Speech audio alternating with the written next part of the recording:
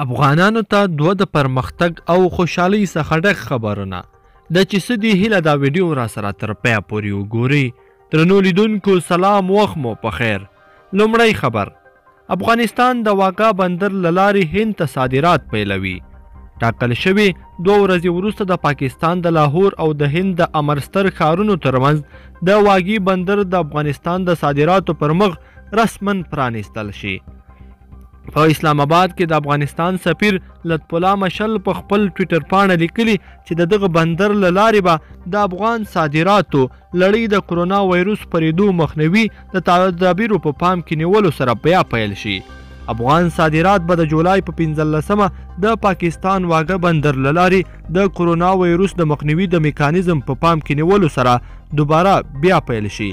د پاکستان د بهرنیو چارو وزارت ویلي چې دغه بندر د افغان حکومت د غوښتنې پر اساس او د کرونا وایروس د خپرېدو د مخنیوي په تړاو د پروتوکول له تطبیق وروسته د جولای په 15مه نیټه پرانیستل کیږي. دوهم خبر، تر 2 کلن ځنډ وروسته د بوست تصدۍ بیا فعاله شوه. تر 2 کلن ځنډ وروسته په هلمند کې د بوست تصدۍ فابریکې بیا فعالیت وکړ او د پټۍ په پرې کولو سره یې عملاً کار پیل کړ.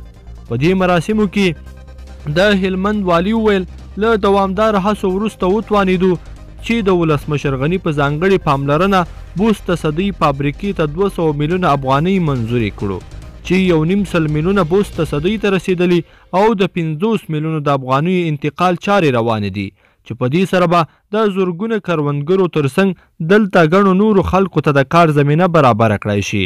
د نوموړي په وینا سږ کال به د دې فابریکې لپاره 4,000 ټنه پنبه وپیرل شي چې تر اوسه 800 ټنه پیرل شوې ده او تر پروسس وروسته به مالوچ، غوړي، صابون، کنجاړه، لنتر، پنبه او پوستک تولید کړای شي.